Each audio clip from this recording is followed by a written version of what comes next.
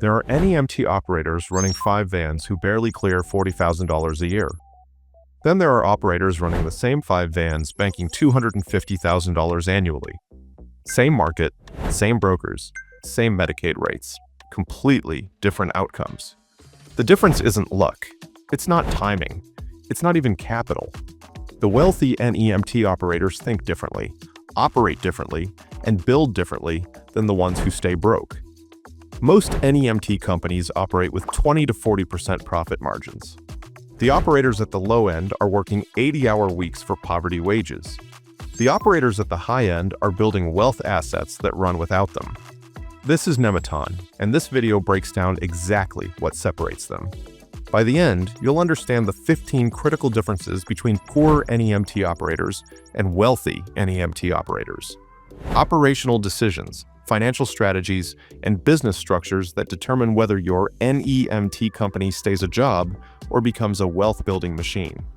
Some of these will be uncomfortable, but if making $40,000 a year while working yourself to death is comfortable, this isn't for you anyway. Number 1. Poor operators treat their business like a job. Wealthy operators build systems. Poor NEMT operators are the business. They dispatch trips. They handle complaints. They fill in when drivers call out. The business runs because they run it. Wealthy operators build systems.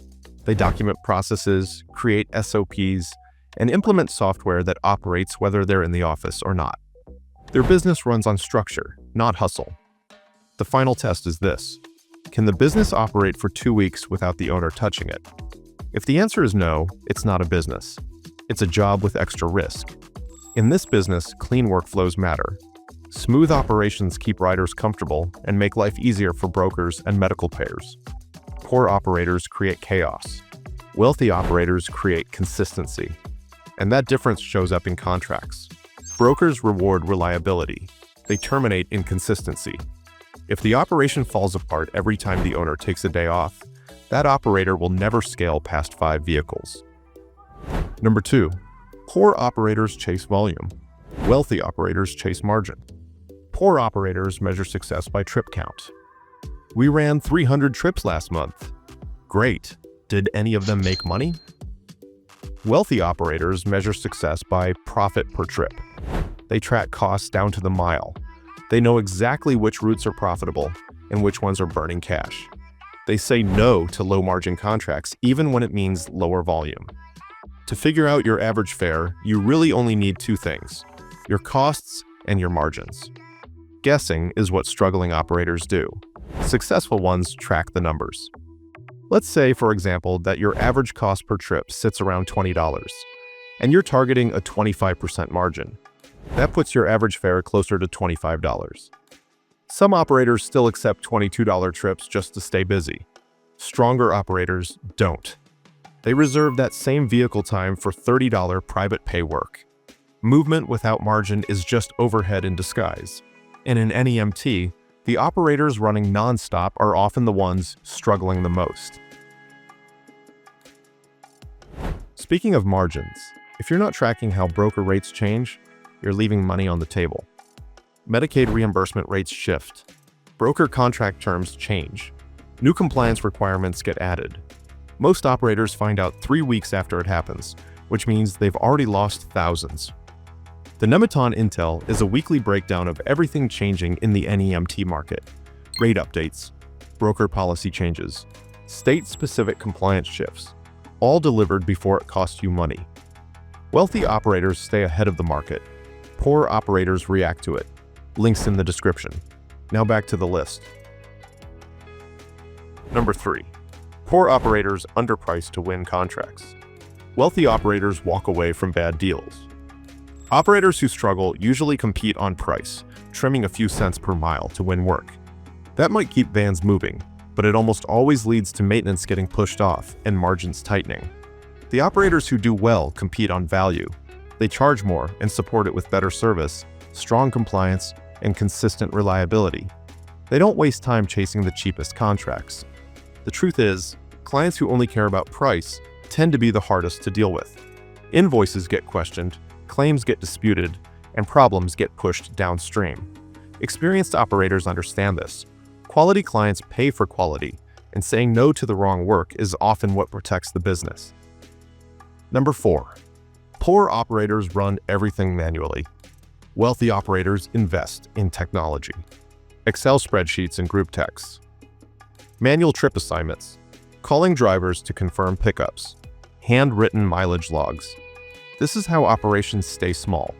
Meanwhile, someone else is using actual NEMT software from day one. The cost? $50 to $200 per vehicle monthly. That's $600 to $2,400 annually. Sounds expensive until you look at what manual processes actually cost. Manual data entry creates 15% error rates. Those errors cause claim rejections. Those rejections trigger 30 to 60-day payment delays. A single delayed payment on a $10,000 batch of claims costs more than 2 years of software subscriptions. So the real cost is operating without it. Number 5. Poor operators rely on one revenue stream. Wealthy operators diversify income. The operators building wealth don't put everything in one basket. They're working with multiple brokers. Building private pay relationships with dialysis centers, nursing homes, rehab facilities. Offering specialized services, bariatric transport, pediatric care, stretcher services that command premium pricing. For example, private pay clients let NEMT companies set their own rates and pay in full. Facility contracts can be very profitable partnerships. And government programs like Medicaid provide steady client flow, but come with strict quality and compliance rules. So it really comes down to risk. When one broker changes contract terms or loses a state agreement, what happens? If you're diversified, you adjust a few routes and move on. If you're dependent on that single source, you panic. Putting all your eggs in one basket is easier. Nobody's arguing that. But easier doesn't mean smarter. When that basket breaks, the entire operation goes with it. Number 6. Poor operators hire anyone with a license. Wealthy operators build a team. Clean driving record can start tomorrow. That's the entire hiring process for most operations. Someone applies, they have a pulse and a license, they're hired. The operators who are really profitable treat their business like they're running a customer service team, because that's exactly what it is. Drivers are the face of the company, working with patients who are often nervous, anxious, or uncomfortable. So you need to work with someone who really knows how to navigate complex situations with them. Because on the other side, bad drivers cost more than their hourly wage. They cost broker contracts, reputation, future opportunities. One rude driver can lose a $50,000 annual facility contract. Hiring cheaply is expensive. Number 7. Poor operators ignore cash flow. Wealthy operators manage it religiously. Revenue looks great on paper. We brought in $30,000 this month. Fantastic. Now answer the real question. When does that money actually hit the bank account? This is where most operations break down. They're looking at invoices instead of cash flow. They're celebrating revenue they won't see for 90 days. The reality: Medicaid brokers typically process payments 30 to 90 days after service delivery. Some take longer. But driver payroll is due in 2 weeks. Insurance is monthly. Fuel gets charged immediately. The math doesn't work unless there's a cushion. Operators building wealth maintain 3 to 6 months of operating expenses in reserve, ready for all things that could happen. Because you know what? Running out of cash isn't bad luck. It's poor management that caught you by surprise. Number 8. Poor operators skip maintenance. Wealthy operators prevent problems. Poor operators run vehicles until they break. Then something goes wrong in the middle of a dialysis run at 6 a.m. Instead, wealthy operators maintain on schedules. Maintenance costs run $1,500 to $3,000 per month per vehicle. Poor operators see that as optional. Wealthy operators see it as insurance against losing $10,000 in broker contracts when a van dies mid-route. The other layer of that is the budget for vehicle replacement. The wealthy ones don't wait for a van to hit 200,000 miles and start breaking down weekly. They cycle vehicles out at 120,000 to 150,000 miles while they still have trade-in value. Number 9. Poor operators avoid private pay. Wealthy operators cultivate it.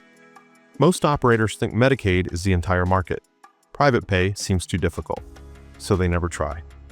Meanwhile, private pay clients set their own rates and pay in full without broker involvement. A single dialysis center with 40 patients needing transport 3 times weekly is worth more than 10 Medicaid broker contracts combined. The opportunity is sitting there. Hospitals, nursing facilities, doctors' offices, lab facilities, retirement communities, adult daycare centers. They all need reliable transportation. Leave marketing materials. Build relationships. Offer value-added services like same-day availability and multi-patient coordination. And most critically, in states with insufficient Medicaid reimbursement rates, private pay becomes essential for survival. Broker-only operations in low reimbursement states stay broke by design. Number 10. Poor operators wing it. Wealthy operators follow business plans, starting with a vehicle and a dream. No formal business plan, no financial projections, no competitive analysis, just vibes and determination. This works until it doesn't. The operator's building something sustainable. They're treating NEMT like an actual business.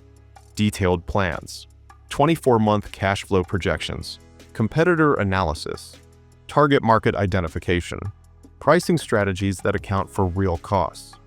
But here's what most people miss. Passion for the idea means nothing without understanding that businesses require marketing, sales, customer service, and administration.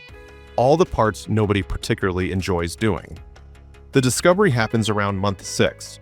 Suddenly there's a mountain of invoices, broker disputes, compliance paperwork, and payroll issues. The operators who plan for this hired accordingly. The ones winging it are drowning. Number 11. Poor operators ignore metrics. Wealthy operators track everything.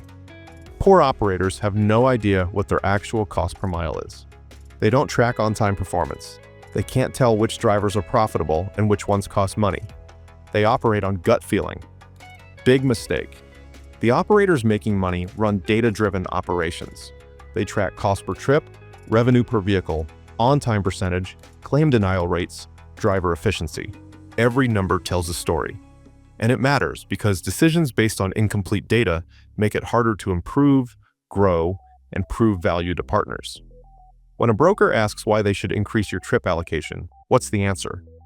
We try really hard, doesn't work. Our on-time rate is this, and our claim denial rate is that, wins contracts. Number 12. Poor operators compete locally. Wealthy operators think regionally.